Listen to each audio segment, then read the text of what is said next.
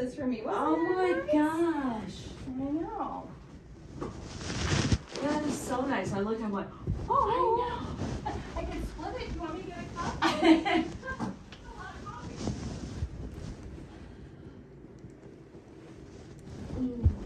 we're meeting in here. Okay. She says a giant. I know.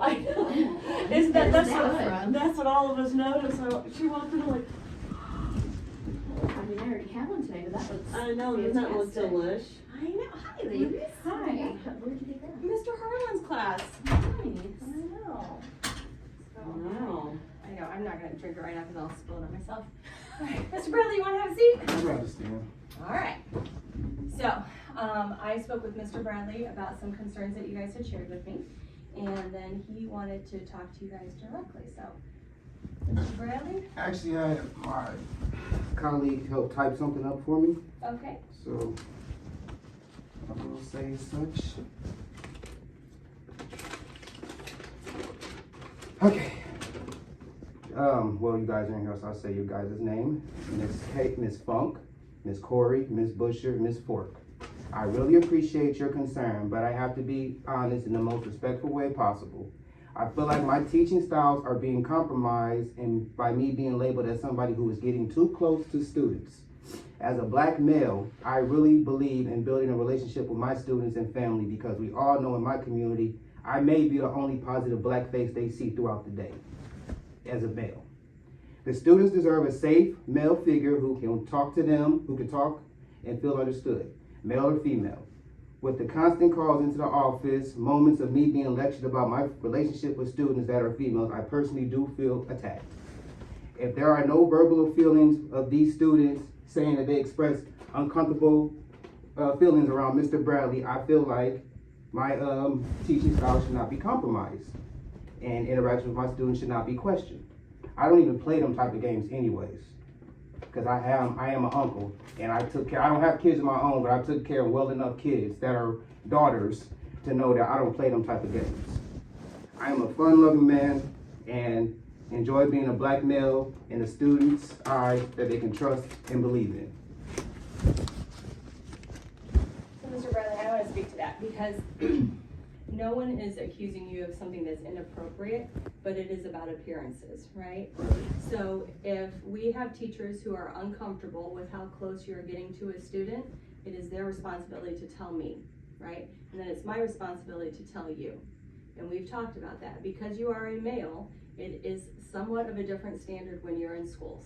I understand that. So it is my job to bring it to your attention because you can't be seen as being too close to any female students, period. I understand that, but at the same time, I'm just as close to my female students as I am to my male students. I understand that, and on top of that, the student in question that came up this time around doesn't even correlate because I rarely speak to her because I'm not a fan of her actions on a day-to-day basis. So I rarely even come to her unless I'm asking about her sister because her sister is in me and Ms. Busher's IEP class. That's the only time I really communicate with Desiree when I'm asking about Demija because I want to see if Demija's okay because Demija misses a lot of school. I want to make sure I got you there correct, right? That is good.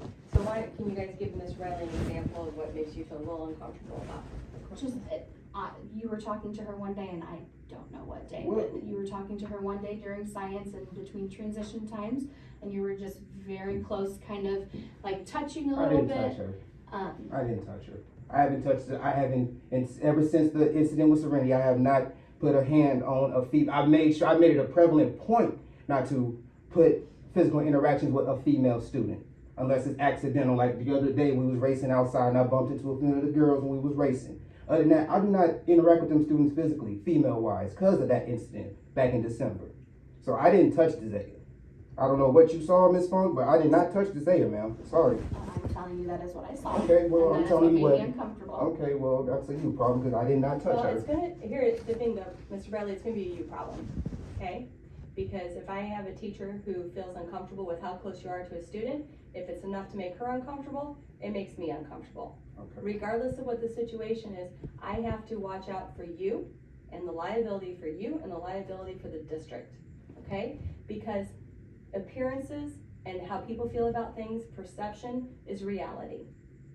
It's not your intention. I don't think you have any bad intentions, but how it's perceived is the concern. See what I'm saying? Yeah. It's very, go ahead. So I was just gonna say, I've never thought you had malintentions at all. It's, like you said, it's how it's perceived. And I think having that role model, like you said, is great, but there is a line, and we've had issues before. I hope that's okay to Yeah, say. but we've we had have other male staff that I've had to And I actually under- fire And I because they didn't understand get that it. because I've spoken to a few of my colleagues that worked here, but that's pretty unfair to project what they did or allegedly did onto me. That's not fair. They're not- I just we're got not- here. Mr. Bradley, it's not a projection onto you. These are things that happen that you have done, that we are just drawing to your attention so that it does not become an issue.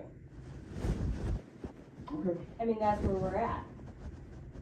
So, I mean, I got the point back in December, but okay. but see, if you had the point back in September that this was a more recent thing with Isaiah.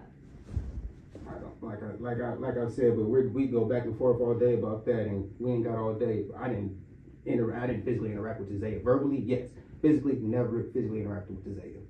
Never. I know it was not just in my class. It's been seen other places in the building. Okay.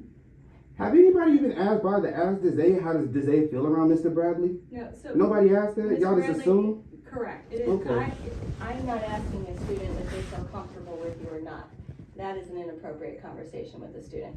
I'm telling you, because Isaiah is not in special ed, correct? No.